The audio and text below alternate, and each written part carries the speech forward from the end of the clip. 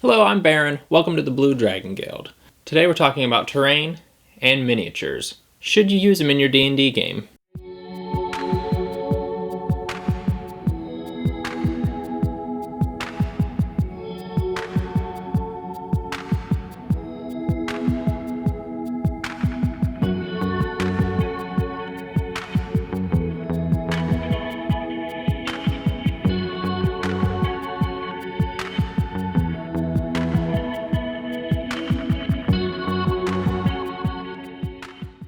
So when planning for this video, I asked everybody else in the group their thoughts on terrain, pros, cons, anything they had that could really make the decision on whether you should use terrain in your games. It is something that we use, but really terrain is something that we've only recently got into in the last couple of years. Really, ever since I started in D&D, we've had miniatures. Terrain was never really something that we really even thought about. And then I saw all the wonderful, awesome stuff that Dwarven Forge had, and I said, I want that. I want that for my game. But Dwarven Forge is a little costly, so it wasn't something that I was gonna be able to, easily acquire. And that's when I discovered the wonderful channel Black Magic Craft. Jeremy has an amazing channel over there, and he crafts stuff all for your tabletop gaming needs, be it Warhammer, D&D, just whatever you want. So that led me to create my first house, this right here. It's pretty basic, but it adds for a good visual effect on the table. But there are some downsides to using miniatures, but there also are a lot of upsides to using them. So jumping right in the positive categories of this, terrain, miniatures, they're visually engaging. They allow for the players to be able to see on the table what is happening right now. On the negative side, it does take some time to set up. In a game I ran a little while ago, I used the Mantic Terrain Crate, the tavern set that they have. I used that to set up a nice tavern scene, and it was really fun. But what happened whenever they left the tavern?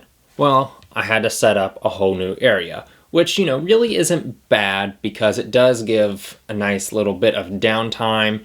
Maybe your group can, it's like, okay, well, we need to refill drinks, we need to get some snacks. Okay, that gives me a little time to set everything back up. But if you've just had downtime, that kind of, cuts into the game. But if you keep on your feet, you can just have everybody do a little bit of role play during that time. If they have any questions, you can just rattle it off.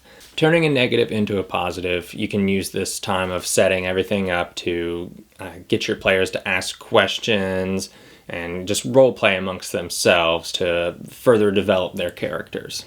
Another positive, it does help your players get immersed into the game because, as I stated before, it's visually engaging. They can see where things are. Some of your players may have a harder time just imagining things. Not everybody has that skill, and this is one way to help develop that. But on the opposite end, a negative might be that some players, it hinders their imagination, making them think, oh, I don't have to think about this.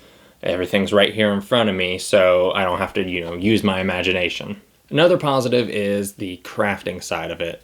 For me, crafting has become one of my favorite hobbies. Currently, I'm up to 4 houses made. Not all of them are perfect, but I still really, really enjoy them, and they're really fun to make. This is the most recent one I've done, and it's probably the most intricate one, maybe, I don't know. But not just houses, I made this cool little rock. I made it for like a druid encounter. I put up a weird rune on top. It's not important, but it's fun. On the side of painting miniatures, there are a lot of great models out there to paint, be it the Pathfinder, the Nolzur's line. Shoot, you could even get some of the Warhammer minis from Age of Sigmar and paint them up for D&D.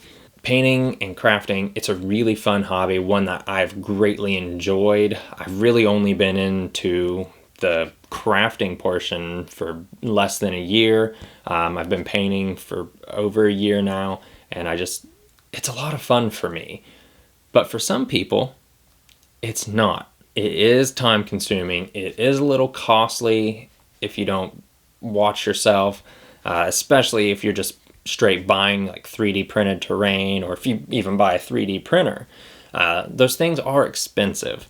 So that can be a negative to using the terrain, but really it just depends on who you are as a person, what your resources are. One other positive thing, if you are streaming your games, terrain is perfect for that. Because that way, maybe the audience isn't picking up on some of the stuff that you're saying. If they walk away for a sec to go get a sandwich, they come back and they say, oh, well, he wasn't over there. Oh, I can see he's over there by that building. What's going on? It kind of helps the visual element for the audience that you have, if you have that. And one negative thing, if you're a traveling DM, sometimes you might forget your stuff. And, that's okay. You also have to use theater of the mind, which is how they did it in the beginning. So, hey, win-win. Maybe, I don't know. But with all these things, with using miniatures terrain, all the negatives, all the positives, honestly, it just depends on your group. If your group enjoys these things, use them, get them, craft them. If you don't worry about it. It's just one less thing you have to worry about messing with. I know for me, I enjoy it on two ends of things. I enjoy the crafting side of it, and I also enjoy using them in the game, just because I can visualize what's going on. But if I don't have it, I don't have it. It's not that big of a deal. One important thing to think about if you do use terrain, use it to amplify the mood that you set with your description. One thing you may worry about if you are thinking about using terrain, but you think it might hinder your group's imagination, before you set something up, before you set down that house, give a description of how it looks in their mind, and then you set it down, and then it amplifies what they're visualizing. It's like, oh yeah, this is great. Miniatures, terrain. Should you use them in your game? Let us know down in the comments below what your thoughts are on the subject. If you want to see more D&D content, hit the subscribe button. And if you want to see a video of me and Mackenzie talking about some miniatures, check out this video right here. And until next time, keep the dice rolling.